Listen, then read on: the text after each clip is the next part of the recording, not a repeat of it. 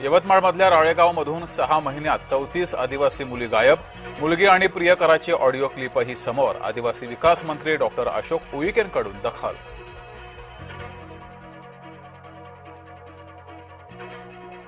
आरोपी आयन तरुणींना घेऊन गेलेल्या ठिकाणी पंचनामा. एका पीडिता आली समोर. पोलिसांकडून तपास सुरू. सावत्र बापाकडून 16 वर्षीय मुलीचा विनयभंग. अमरावतीतल्या दत्तापूरमधील धक्कादायक घटना. नागपुरातल्या गांधीनगर भाजी मंडईत सिलेंडरचा स्फोट. एकाचा मृत्यू तर 10 जण गंभीर जखमी. महिला आरक्षण विधेयकावरून क्रांती चौकात निदर्शनं. संभाजीनगरमध्ये काँग्रेस विरोधात शिवसेना आक्रमक. काँग्रेसनं हिरवे विषारी साप पोसून ठेवलेत. नवनीत राणांकडून वडेट्टीवारांची खिल्ली तर नवनीत राणा विषवल्ली विजय वडेट्टीवारांचा पलटवार. मोदींना 50 वेळा काँग्रेसचं नाव का घ्यावं लागतंय? मोदींच्या टीकेनंतर वडेट्टीवारांचा सवाल.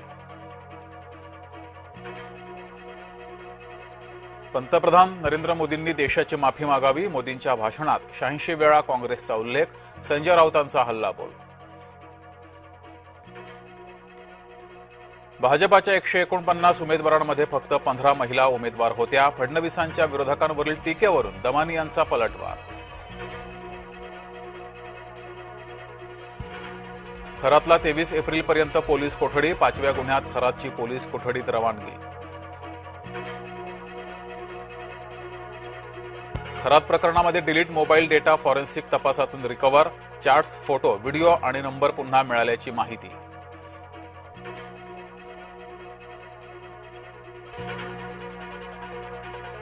टीसीएस प्रकरणी राष्ट्रीय महिला आयोगाकडून चौकशी सुरू. पीडितेचा जबाब नोंदवला. एसआयटीच्या अधिकाऱ्यांसोबत चर्चा. मैत्रीच्या जाळ्यात ओढून अल्पवयीन मुलीवर अत्याचार. 20 वर्षीय तरुणाकडून 17 वर्षीय अल्पवयीन मुलीवर अत्याचार. भंडाऱ्यातील अड्याळ पोलीस स्टेशन अंतर्गतचा प्रकार. सांगलीमध्ये स्वीकृत नगरसेवकाच्या निवडीवरून वाद. राष्ट्रवादी काँग्रेसमध्ये वादाची ठिणगी.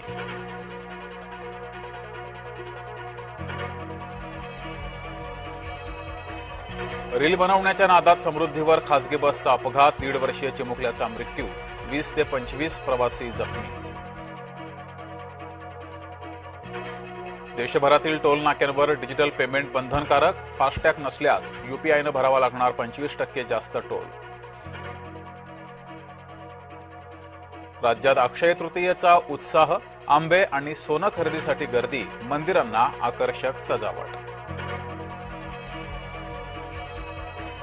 अमेरिका इराण यांच्यात होणार शांती वार्तेची दुसरी फेरी. इस्लामाबादमध्ये सोमवारी होणार चर्चा.